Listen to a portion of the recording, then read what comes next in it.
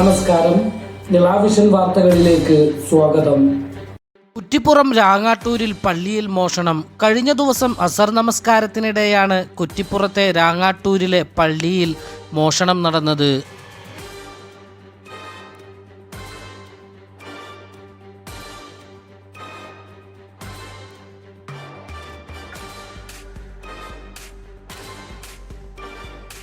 അസർ നമസ്കാരത്തിനായി പള്ളിയിൽ എത്തിയയാൾ ജനൽപ്പടിയിൽ വെച്ചിരുന്ന മൊബൈൽ ഫോണാണ് വീഡിയോയിൽ കാണുന്ന കറുപ്പ് നിറത്തിലുള്ള ടീഷർട്ടിട്ടയാൾ മോഷ്ടിച്ചത്. മോഷ്ടാവ് കുറ്റിപ്പുറത്തേക്കുള്ള ബസ്സിൽ കടന്നതായി പറയുന്നു.